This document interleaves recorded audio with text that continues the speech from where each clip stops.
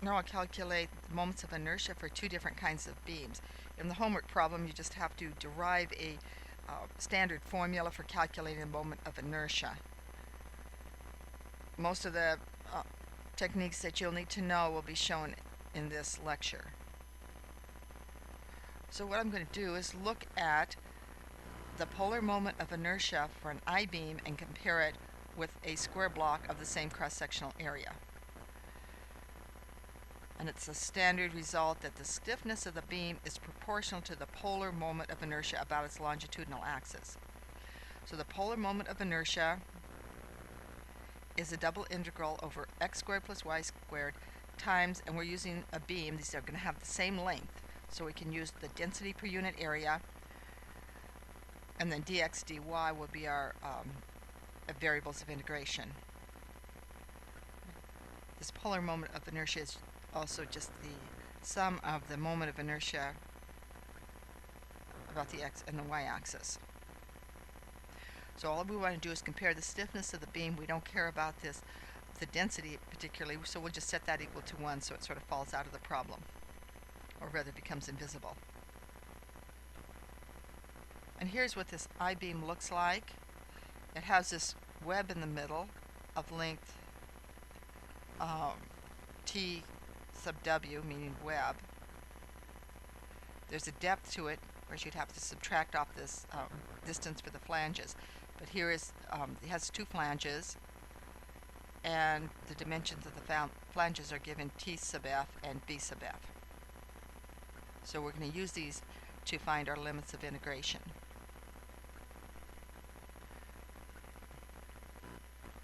So here are the dimensions for this I-beam. That depth, that means from the top flange down to the bottom of the bottom flange, is 18.97, we'll just say inches. The width of the flange is about 11 inches. The depth of the flange is about an inch, and the width of the web is about 0.655, about 0.7 inches. Now the solid beam will be just a square,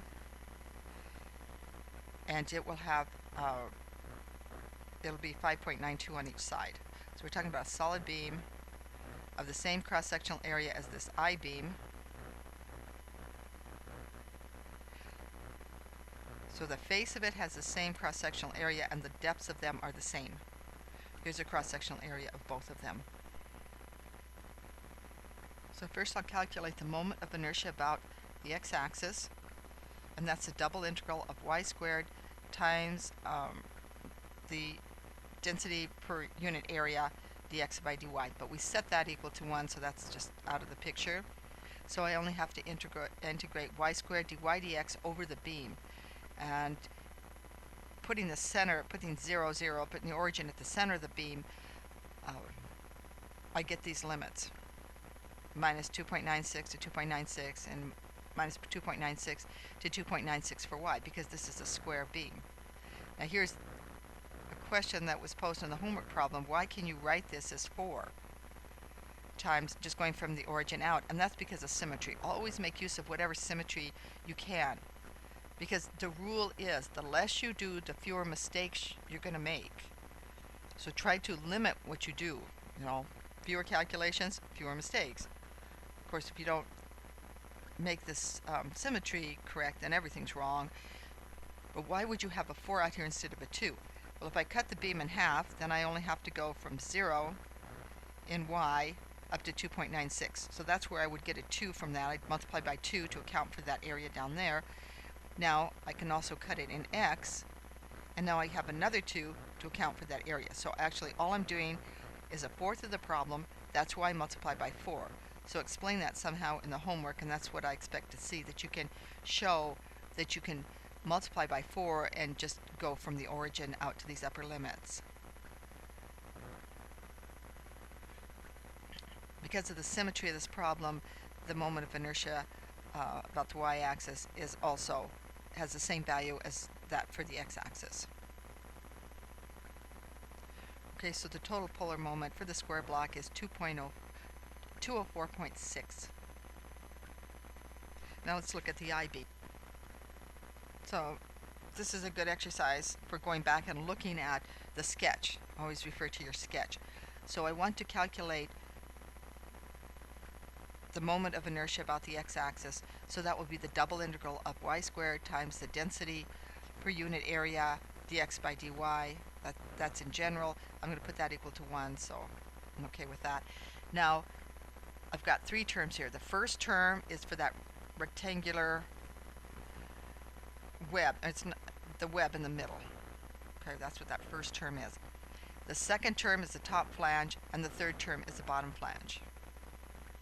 And again, you can use symmetry to simplify these integrals, but then you multiply the first one by 4. This is for the web, and now you have 4 here for the flange.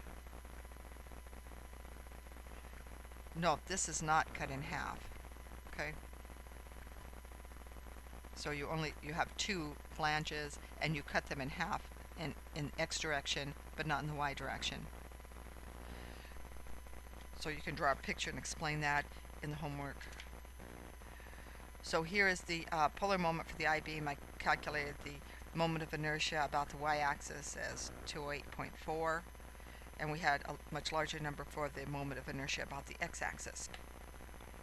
So here's the result. The moment of inertia, the polar moment of inertia for the solid square beam, got it 204.8. The polar moment of inertia for the I-beam, same cross-sectional area, is over 10 times greater, showing that the I-beam is much stiffer than just a solid square beam.